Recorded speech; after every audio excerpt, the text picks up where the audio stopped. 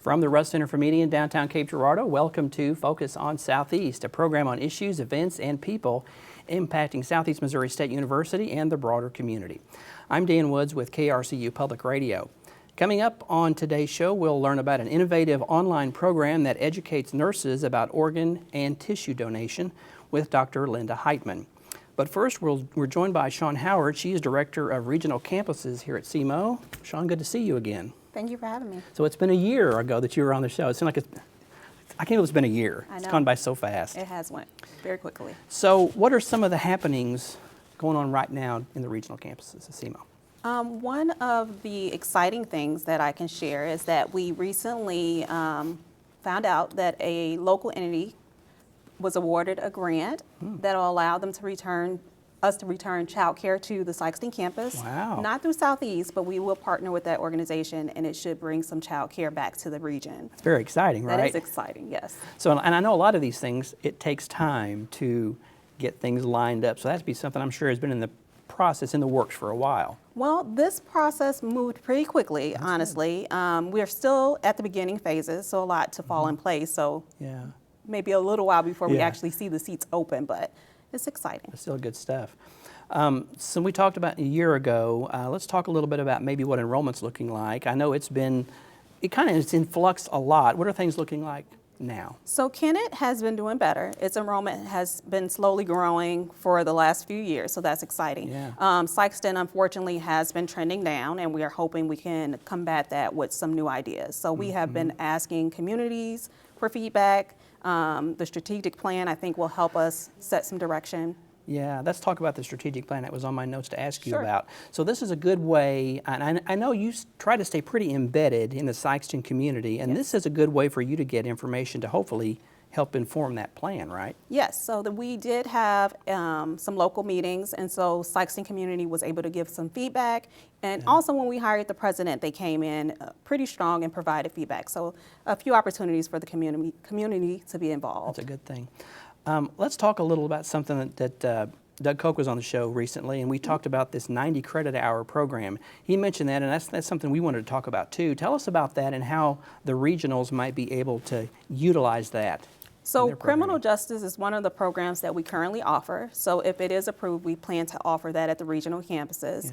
The goal is to have a program that's more efficient and that reduces cost. And then if it is expandable, I know they are looking at other programs that may be able to be modified the same way. So that's exciting. Yeah, and I guess one of the big takeaways from this is it's less student death that the students have because they're doing 90 rather than the 120. But one of the things Doug talked about was the quality's still there. It's just, I guess, more of a compressed sort of timeline, which is great. Yes, so I know programs like criminal justice have some built-in electives, so I think some of those will go away, but the content will remain the same. So I think students get the same or a similar experience in a shorter amount of time. Yeah, and he said not every program won't work in every program. It's going to be certain ones that can do it. Yeah, right? I would foresee like STEM, it'll be harder to take some of that content out and it be the same quality. Yeah. You mentioned to me before we met doing this that there was a student did a study abroad, something real exciting. Talk about that a minute. So Katie Moore is a non-traditional student at Sikeston, and she received a prestigious scholarship to go to Scotland. Wow. So I don't think she's left yet, but she'll go to Scotland, and we're always excited to celebrate our students. That'll be an exciting trip. Yes. You should have figured out a way that you could have gone along too. That would, of course, you probably can't be gone for that long. Well, maybe they'll hear that, and we'll figure Shawn it wants out. to go to Scotland too. I think we'd all like to go. And Pam Mills, you do some work with her too. Talk about some of the work Pam does down at Sikeston. Pam is a gem. So Pam is one of the faculty who teach some of our lower level geology and physics classes, and she takes a class to Minnesota every year, and they do some fossil searching and usually bring back some pretty cool things. So one of them was the T-Rex tooth. So I got to touch and see that, and so it's pretty cool. Yeah, so you have a lot of faculty that are work in the campus and come down and teach, and I guess still do stuff here on main campus. So it's kind of a hybrid, I guess, in some ways. Yes, and we would love to have more faculty visit us, but we have a little mix, and we have some, like, we have Jennifer Gadberry, she's our psych instructor. She does most of her teaching from Sikeston. Yeah, that's exciting. Dual enrollment, that's something that I think you're thinking you'd like to maybe do down the line. What are some things you're looking at to enhance services there in the regionals? So Early College Programs has been working with speech and communication to get that course in English, hopefully for the fall. And then eventually I know they are hoping to have a history class as well. So working with the local high schools to get students on site in Sikeston. Yeah. What are some other things that you're looking at that's on your radar, maybe for the next year or so? I think right now we're just brainstorming and waiting for the strategic plan to see what Yeah. direction to take. I would love to see some new programming. We've heard people ask about workforce development, maybe not traditional education, but other ways to upskill. So some of those opportunities would be great to have at the campus. You talked about the child care thing coming along. Are there other things that you've maybe thought about that could be integrated community services that maybe can be housed there at the center, I guess, to get more people coming in? And is there other things out there maybe? So Saluna is a ag startup out of St. Louis, and they started renting space from us last May. And they have had some of our ag students as interns, so that has been an innovative way for us to get back to the community in forms of housing someone who's doing research that'll help farmers. Yeah. So more opportunities for that. And then also with the daycare, in the past, I know we had students from like child development and education do some shadowing and observation. So hopefully students will be able to get involved in both. Because there's room to do more things at the campus, right? Yes, definitely. And that child care center is pretty much set for that purpose. So for small people. What's a typical day like for you? Are you in the office a lot? Are you out around Sikeston a lot? What do you, or is there a typical day? There Might be is a better not question. a typical day. So it just depends. When I am in Cape, I try to make the whole day around Cape, so I schedule meetings. Okay. I'm at Sikeston part of the time in the community a lot. A lot of my job has become to keep us connected to the community, which is really what the regional campuses do, is connecting us back to Cape and to the Cape campus. Yeah. What do you hear from folks in Sikeston about things they might like to see the university to do? I know Dr. Hodson has been visiting all around the region. What are some things you hear just from the folks right there in the Sikeston area? I have heard lately a few times cybersecurity.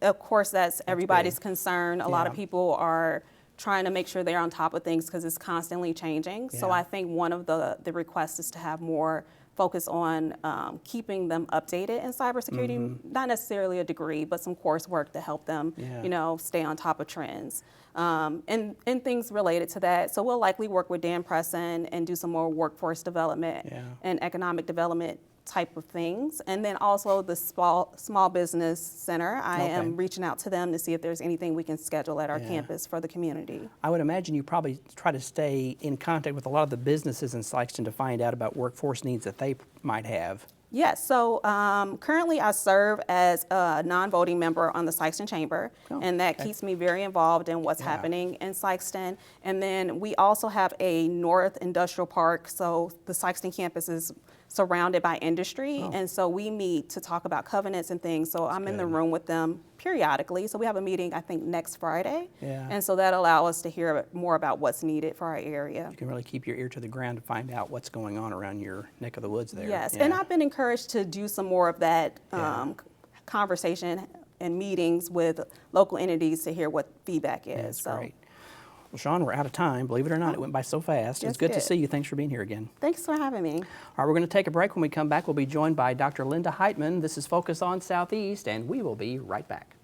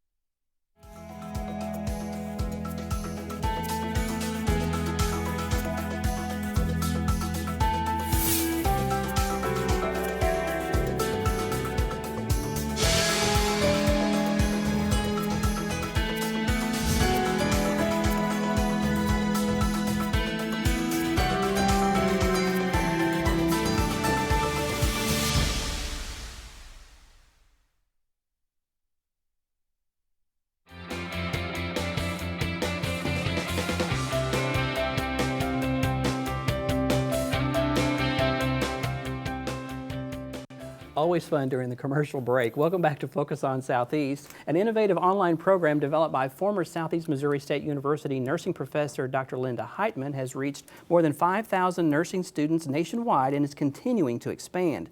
The program educates nurses about organ and tissue donation, and Linda is here now to tell us all about it. Hey there. Thank you. Good to talk with you. afternoon. So this all goes back to the beginning, I guess. There was a call for grants by Mid-America Transplant, and that's how this all sort of started. So take us from there. Yes, 2017, Mid-America Transplant put a call out to all universities in their service region for ideas for projects with them. And so in 2017, I responded to that, wrote a grant to create an online program for undergraduate nursing students. I taught long enough to know that, and I taught critical care, so I was aware of the fact that there was nothing in the major textbooks that we were using, in the top 5 textbooks that I had looked at as to explore this. Yeah. Nothing was in there about organ and tissue donation. Yeah. So it was just not being taught universally.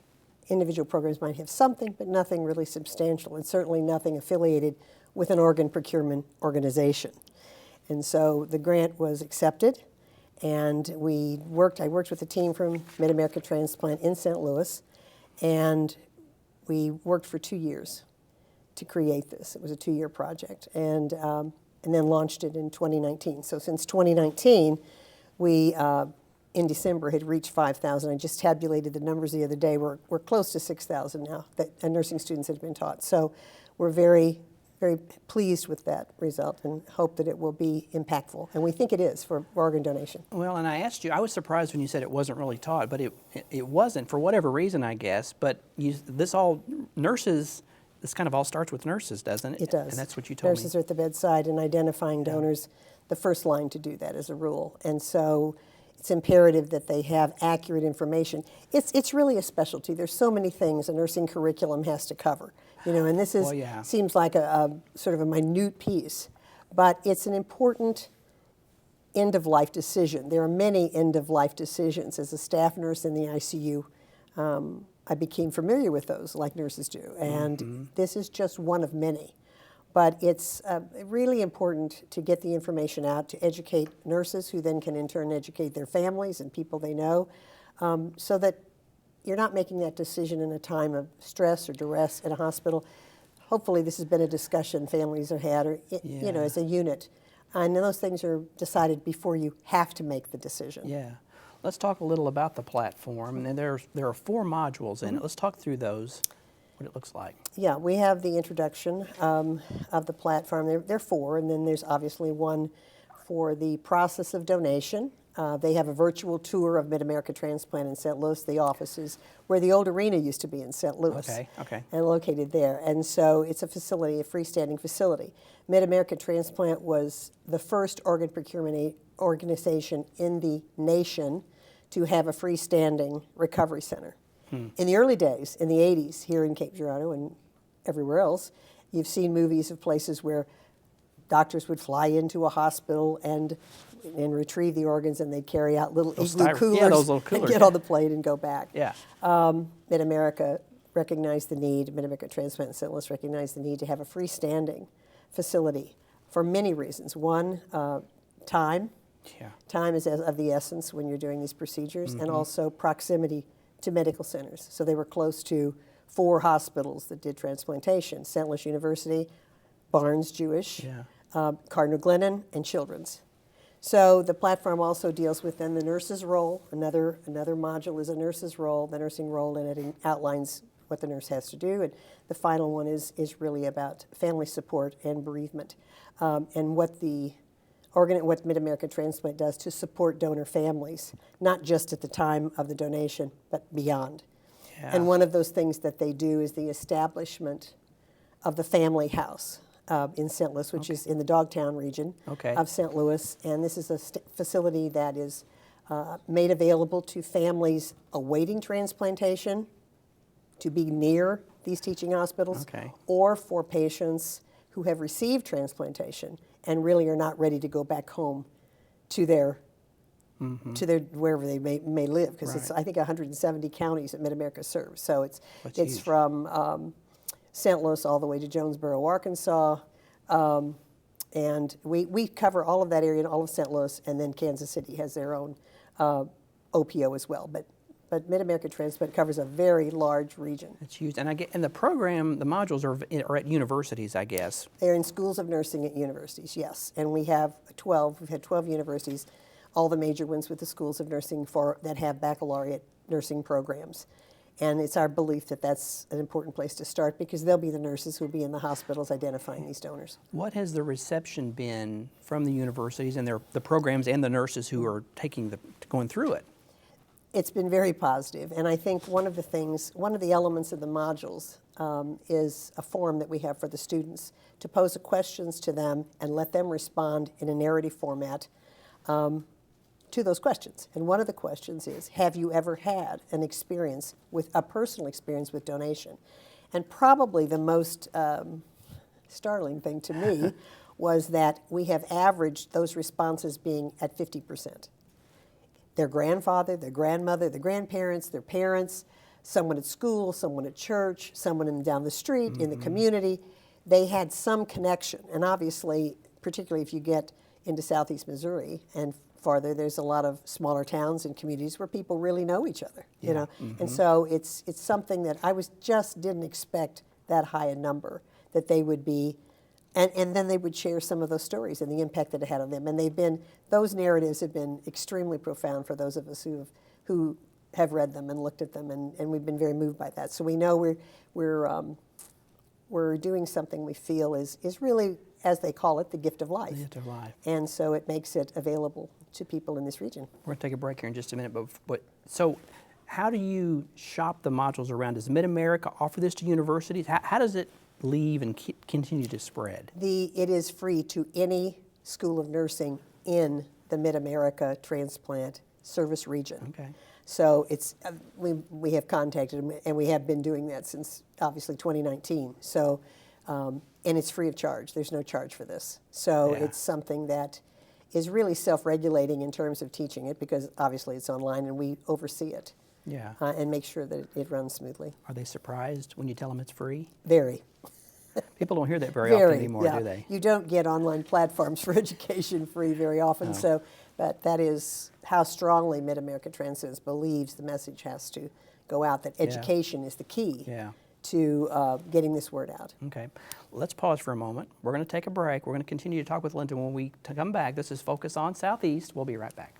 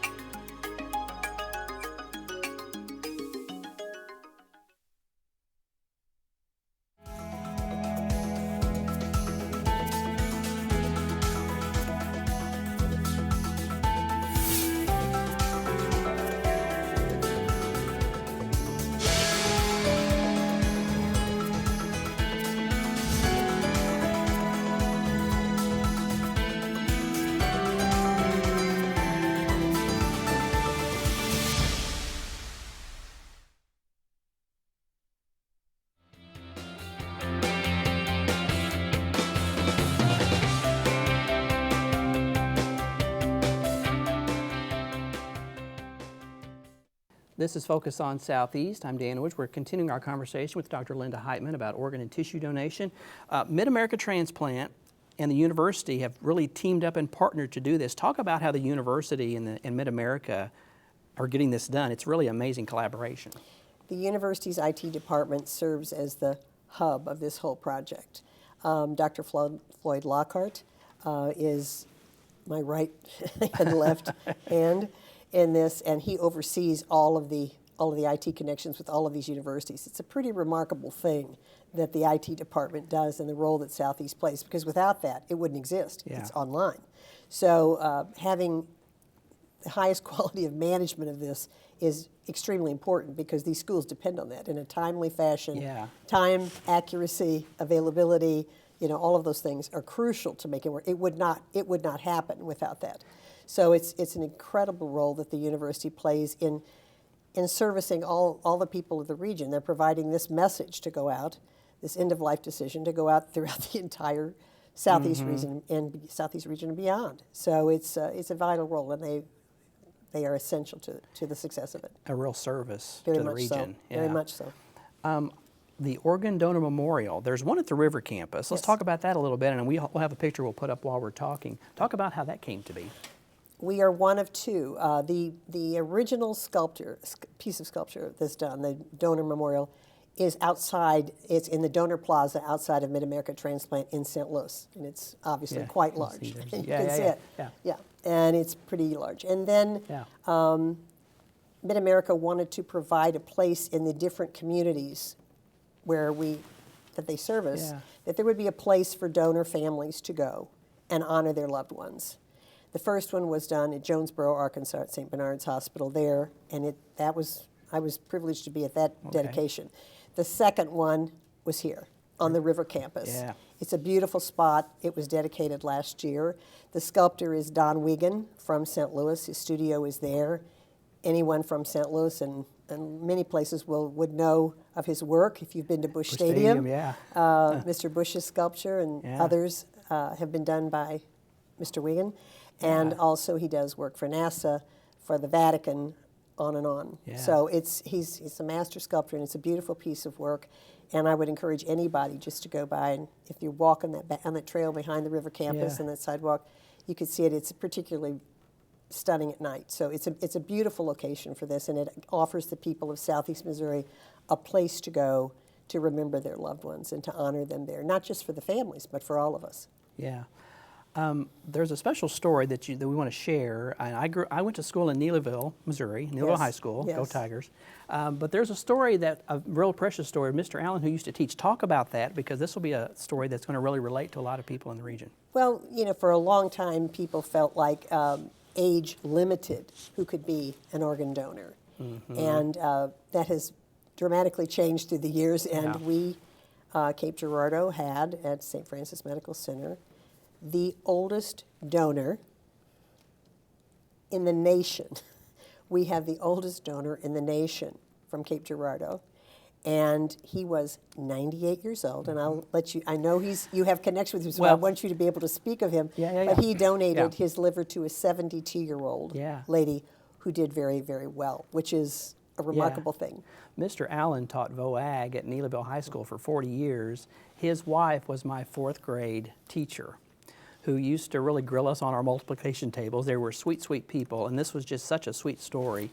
He had a whole life of service. He was in the military for many, many years, and he taught for Yes, he 40 was. years.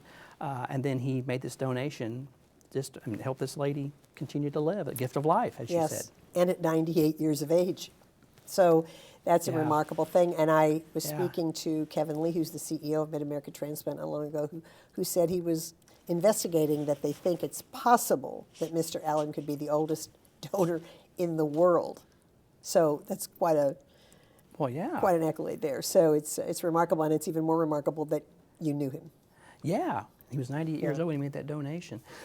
You talked earlier about how most all of us know somebody who's been impacted by a donation. And when we talked on the phone last week, I didn't think about that until you said it. And then I realized I know someone in Neelyville who my sister's father-in-law had a heart transplant years ago. And I didn't think about it until you said that. But, so we all probably have a story or a connection Yes. to this to organ tissue Yes, and when donation. you realize that today 100,000 people are waiting for organs, and the gift of life, such as Mr. Allen gave yeah. so generously, can save 8 people. And that's just for the vital organs, and tissues can save even more than that, up to 75. Oh my goodness. So it's a remarkable gift, but it's imperative and very important that people make this decision, make it known that you're not just on your driver's license, Yeah. but to be registered on the Organ Donor Registry. You can look it up online and have access to it that way, and to make sure your physician, your family, even your clergy, your pastor, priest, whoever you may have, is aware of what you want to do, and everyone's in agreement that to honor your wishes. And you said it's important to have these conversations and have a plan long before someone's in the hospital bed and you're trying to decide what do we do. I think they mentioned they wanted to donate organs. Somebody says, well, no, they didn't. That needs to be done well in advance. Yeah. Yes, the discussion needs to take place, and having a form of an advance directive. A lot of people feel like living wills are what they want to have, but in the state of Missouri, a living will is only active if the patient's terminal, and it's only for the state of Missouri. If you go to another state, that the living will for Missouri is no longer viable. So the best option is a power of attorney for health care, where you name 2 proxies that will help honor your wishes, and that document has to be notarized, and it is nationwide. So that's the best way to go. Best way to go. And it can be done, you can download one of the forms off of the American Bar Association website. Many places make them available to you. I think the public library, different places. I'm not sure all the places you can get them, but they're accessible. It does not have to be a costly thing to do. And then, of course, those copies of those should go to your family and people that make your decisions. We got 45 seconds before we go. One of the reasons we decided to do this and we wanted to talk was you wanted to get this in people's minds, so maybe this is something they can have a little education about it and feel like them. Maybe they can have how important is that? Absolutely. So they can, if it is a decision they wish to make, it's another end of life decision. It's their choice, and for theirs to make. And anyone that shares this message, everyone working on this broadcast, I always said this to my students, and I say it to everyone else that helps in any way to get this message out. If you are helping share the word, you stand at the bedside of every transplant recipient, and you're part of this gift. Yeah. So it's a very important thing to do, and it's also a very helpful and generous thing to do. Yeah. Dr. Linda Heitman, so good to visit with you. Thanks for being here with us. Thank you, my pleasure.